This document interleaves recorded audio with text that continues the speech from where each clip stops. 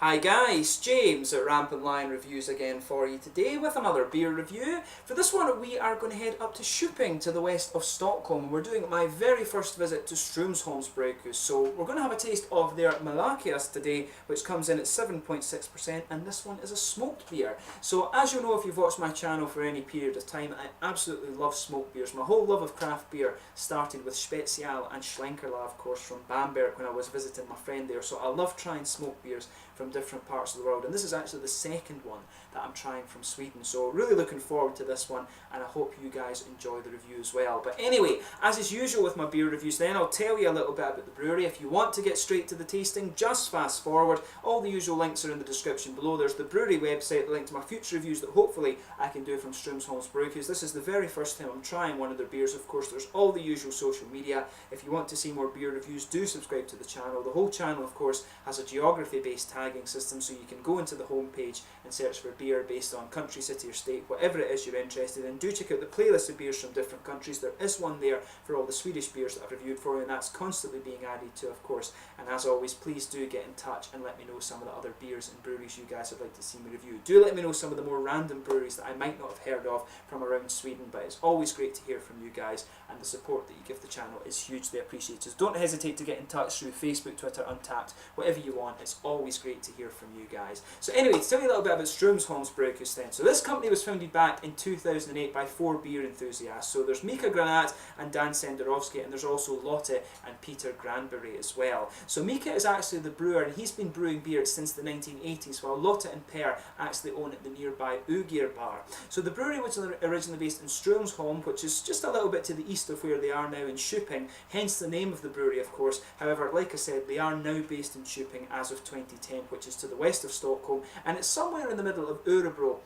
and Stockholm, of course, and they're based in an old freight shed near the town's railway station. It's something like 87.3 metres. It actually says it on the bottle. It's 87.3 metres away from the main train station. But today they produce about 15 different kinds of beer, and they're producing over 100,000 litres of beer per year. So yeah, that's all the information I could actually find on this brewery. All the newspaper articles and things that I could find on this brewery were from like 2012. There was very little that was newer than that actually. So yeah, that's all you really need to know about the brewery for just now, so we'll get on to the tasting of the beer itself. So this one actually, they seem to release a new edition of this one every year, and it's actually named after the boy who burnt down large parts of Köping in 1889. So his name is Carl Fredrik Malakias Andersson, and said that he burned down things, yeah, quite a lot of different things. As I say, it tells you a little bit on the bottle here as well about the brewery. It's 87.3 metres away from the train station, like I said. Tells you a little bit about the style too, but one of the other interesting things about this beer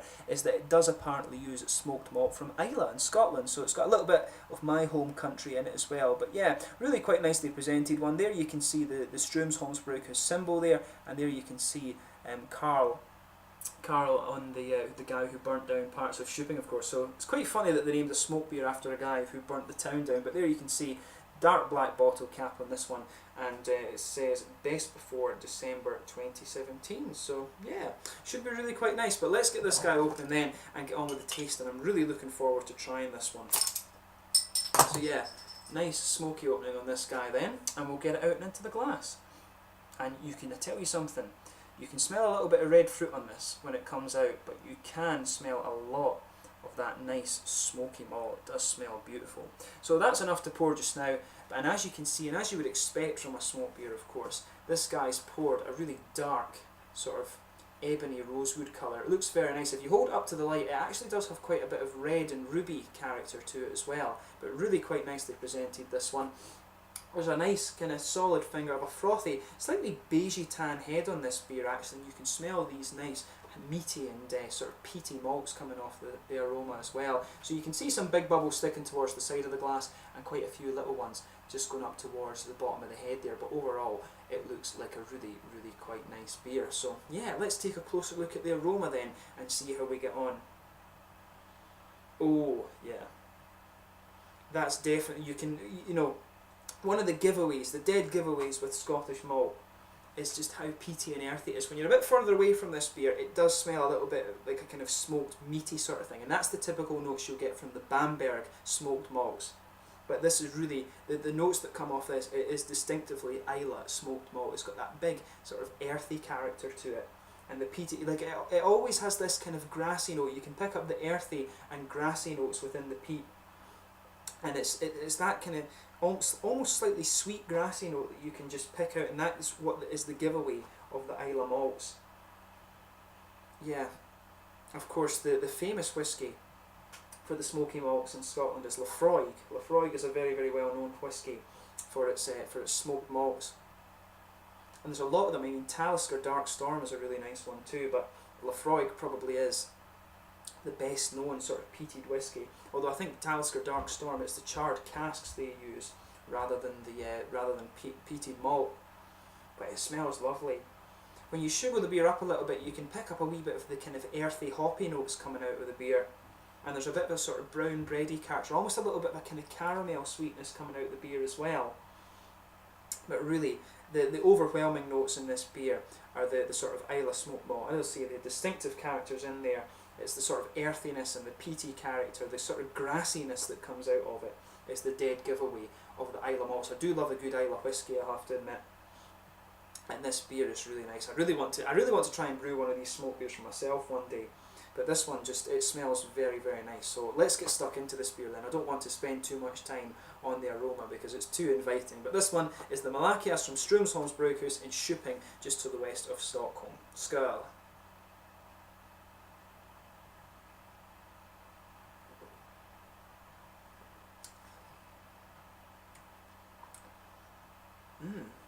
Now that's quite interesting. It's not a sweet smoky beer.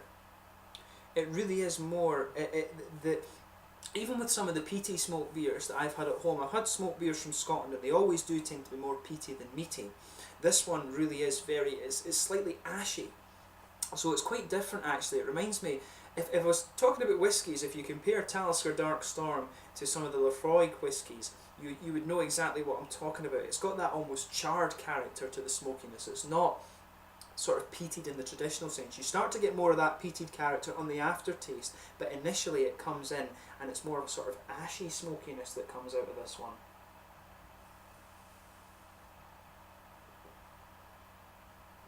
But that said, once your mouth starts to adjust to the beer, you start to get the slightly sweeter notes out of it.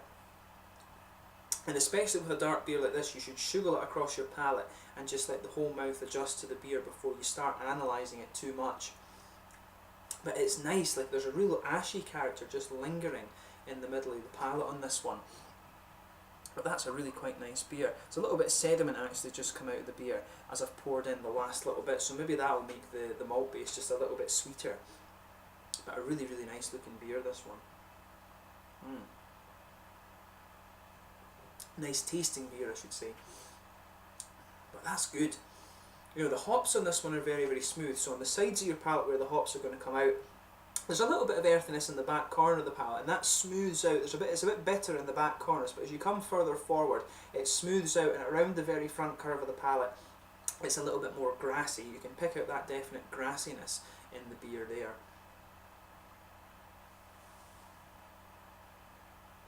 And there is a little bit of a slightly reddish candied fruit ester, but that's very, very mild in this beer. Of course, the flavour really is dominated by that almost very ashy kind of smoky character that the beer has. So in the middle of your palate, you can pick up a little bit of brown bready character just underpinning this one. And on top of that, and kind of embedded into it, to be honest, there's a lot of a kind of ashy, really smoky, just smoky character coming out of this one. As your palate adjusts to the beer, like I was saying, it does become a little bit sweeter. There maybe is a bit of a slight brown sugar note to this one. You can pick out in the aftertaste, in the middle of the palate, there's a sort of slightly woody and kind of nutty character coming out of this one as well.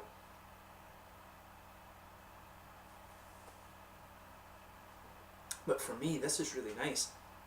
Definitely, it's very different from any smoked beer that I've had before actually, just because it's almost a little bit minimalist, which it's kind of ironic to say that about a Swedish beer, I guess.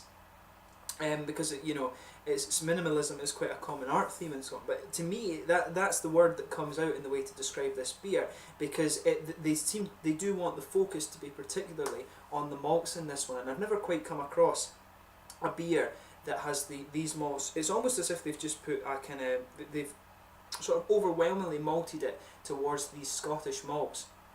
And most of the beers I've had before do have some caramel and things like that in there, just to make it a little bit sweeter and almost to blend in with the smokiness. But this one really is very heavy on those smoked Scottish malts, and that's what makes it quite interesting. You always, as a beer reviewer, when you've done about 1,000 beers, you always want them to be a little bit different and a little bit quirky, and this one kind of certainly delivers in that regard. And they've done a nice job with it, I'll say that straight up.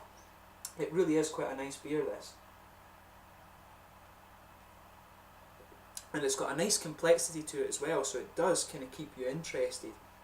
And the malt, most of that's in the malt base, of course. The hoppy side of things is quite simple, as you'd expect. But like I said, the malt base has a nice, almost brown bready character. Not quite rye bread. It doesn't quite have the sweetness of rye bread, but it's got a nice kind of brown bready character in there. There's the sort of ashy, very, very smoky, ashy characters just embedded in that. You can feel some of the woody and nutty character coming out as you move into the aftertaste. And right in the middle of the tongue, you can get just a little tiny bit of sort of brown sugary sweetness in there, but it really is very, very nice. I do like the little tiny bit of slightly candied red fruit ester that you get out of this one. That's very, very minimal though, of course, so just pay attention to the bit behind the front of your tongue and you will pick that up. But I love it how they've just, as I say, it's almost minimalist when it comes to being a smoked beer. They've not added a lot of different things to this one, or at least not in big ratios, I would say. They really are wanting to bring out just the smoky, ashy character that you get with this malt. It's not really meaty at all, this beer, I'll say that. There's not really a meaty flavour to this one.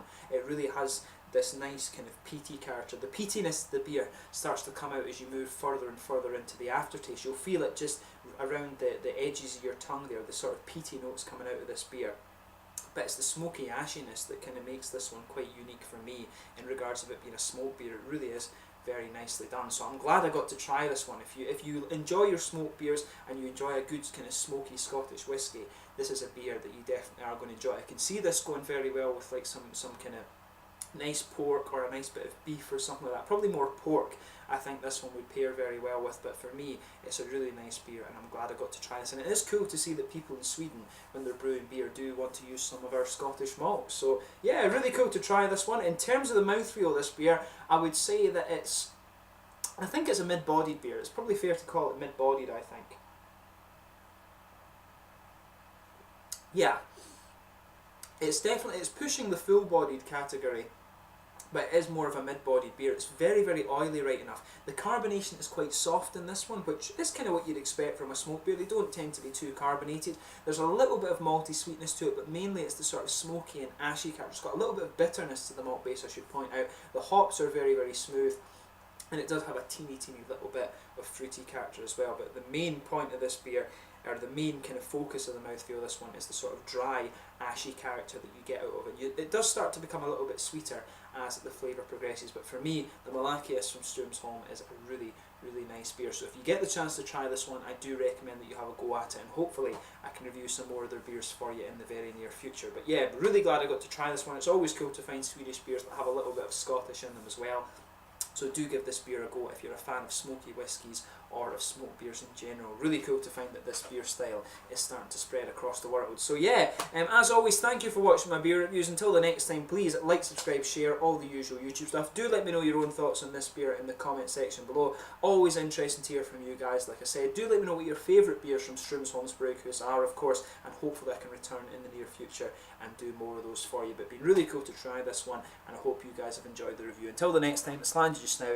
Do make sure you try some of these Strömsholms beers from Köping near Stockholm here in Sweden. Skål!